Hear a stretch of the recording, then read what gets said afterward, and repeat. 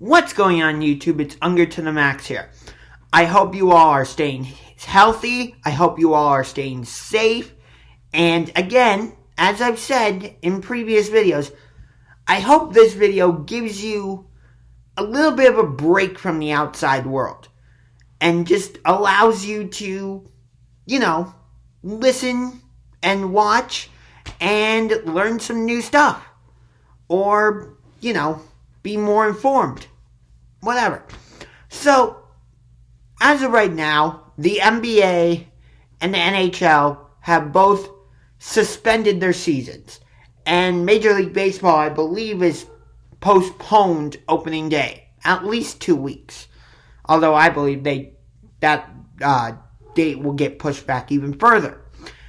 So for me, at least, a summer without baseball, I can handle. As much as I love baseball, it can be a very slow sport. There's not a lot happening. It's just like, okay, a pitch. Yay, base hit. Oh, now a double play. A pitch, fly out. Oh, home run. Whereas, so I could handle a summer without baseball. But, okay, first, let me say this. Even though I was just shit-talking on the sport of baseball a little bit, I do enjoy going to Cleveland Indians games in the summer. They are a lot of fun. It's just that the sport itself is very slow-moving. And it feels like at times you have to pull teeth in order to see some type of action. If you get what I'm saying. So for me, a summer without the NBA playoffs and a summer without the Stanley Cup playoffs would make me go absolutely crazy. Because I love the Stanley Cup playoffs and the NBA playoffs. And usually, right now is the best time of the year. Because you have March Madness going on. You have NBA playoff races heating up. You have Stanley Cup playoff races heating up. Of who's going to be playing who and who's going to have home ice advantage. Although, home ice advantage does not mean everything. The St. Louis Blues won the Stanley Cup last year, as indicated by this hat. However, they did not have home ice advantage. Okay? The Boston Bruins did. So let me take you through the series. Games 1 and 2 were in Boston at TD Garden. Games 3 and 4 were at Enterprise Center in St. Louis. Game 5 was back in Boston. Game 6 was in St. Louis. And Game 7 was in Boston. So in Game 1, the Blues were up 2-0 early. But the Bruins managed to score 4 straight goals to come back and win that game 4-2. Then in Game 2, I believe the score was tied 2-2, and the game went into overtime, and the Blues won it in overtime. I forget who it was that scored the game-winning goal. Then in Game 3, where the scene shifted to St. Louis, the Blues absolutely got hammered by Boston. I believe the score was 7-2. Then in Game 4, the Blues came back and got their first Stanley Cup final win in St. Louis by a score of 4-2. By the way, their win in Game 2 at Boston was the first win for the Blues in Stanley Cup final history. The previous times they had made it to the Stanley Cup final, I believe they got swept by Montreal twice and Boston. And of course, the iconic moment between the Bruins and Blues from all those years ago is Bobby Orr scoring that goal and just flying through the air. And that's been engraved in Blues' minds ever since. And they wanted that moment erased. Okay, so Game 5 was back in Boston. And this was the game where many Boston fans, and I would bet other hockey fans as well, were outraged by the controversial no call where a Boston player was tripped, but the refs didn't call it. Now, the Blues got a break with that call. I'm going to admit that. But the Blues were on the other side of that. I believe it was in Game 3 of the Western Conference Final. San Jose clearly committed a hand pass that led to the game-winning goal. And the refs did not call it.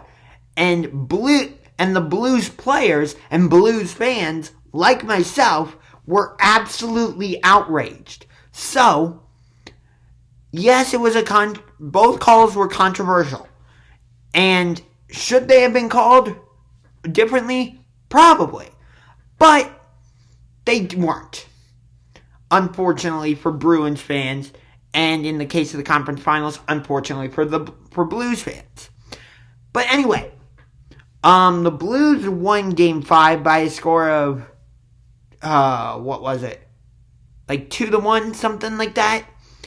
And then in Game 6, the Blues had a chance to win the Stanley Cup at home. And Boston said, we're not letting that happen. We're sending this series back to Boston for a Game 7. Game 7. The best 2 words in sports without a doubt. I mean, the best words in auto sport racing are drivers, start your engines.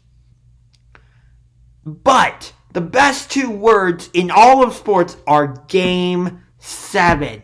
Without question. I don't see how you can say otherwise. I mean, yeah, Super Bowl are 2 great words. It's a whole Sunday. I mean, it's a freaking holiday. They may as well make the Super Bowl a national holiday, for crying out loud. Make Super Bowl Sunday an official national holiday. But Super Bowl, the Super Bowl is the equivalent of Game 7. So I would still argue that Game 7 is more famous. Anyway, so the Blues were able to go into Boston and beat the Bruins in Game 7.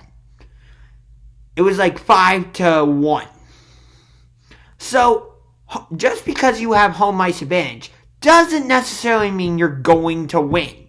Think about this. The Tampa Bay Lightning were the number 1 seed in the 2019 Stanley Cup Playoffs. They had the most amount of points in franchise history. And I believe they won the President's Trophy. Except, they only were able to win the first period of Game 1. Because after the first period of Game 1, they were up 3-0. And then my favorite team in all of the NHL, the Columbus Blue Jackets, said, nah, we're done playing around. And Tampa Bay just fell apart. And the Blue Jackets swept them. Yeah, that's right. Columbus swept the Tampa Bay Lightning. It was great. And then the fucking Boston Bruins happened. And we had a 2-1 series lead. All we needed to do was win Game 4. Ugh. Because I think that if we had beaten the Boston Bruins in the second round, we could have beaten the Carolina Hurricanes in the Eastern Conference Final. Although I think St. Louis would have beaten Columbus in the Stanley Cup Final. But it would have been a great series. But unfortunately, that wasn't meant to be. So, yeah, that was my little hockey tangent. So, next thing I want to talk about is, not every fan is who you think they are. On the outside, they may say, oh yeah, I'm a New York Giants fan, and have all this New York Giants paraphernalia. But on the inside, they're not a Giants fan. They might actually be a Philadelphia Eagles fan and just don't want to say anything. Or they want to keep it in the closet and decide, when's the best time for me to come out of the closet and reveal that I'm not actually a Giants fan, I'm actually a Philadelphia Eagles fan?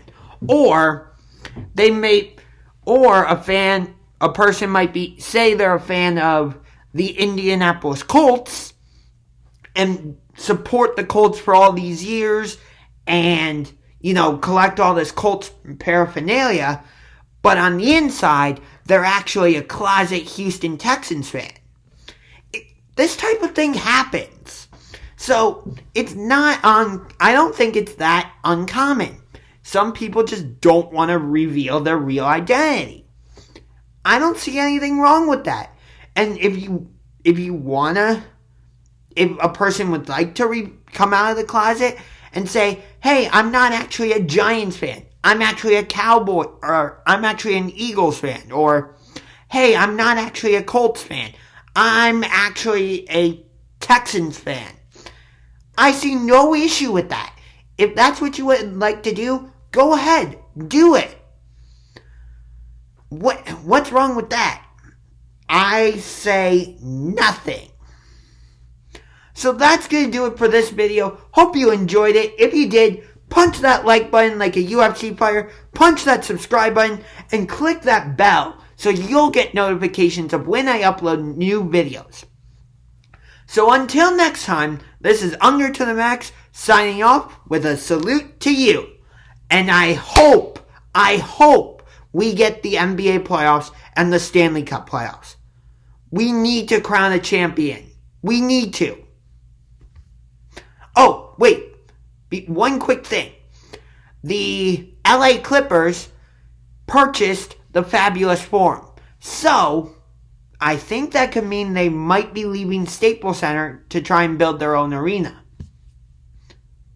Although, maybe they should just leave LA and head to San Diego or Seattle.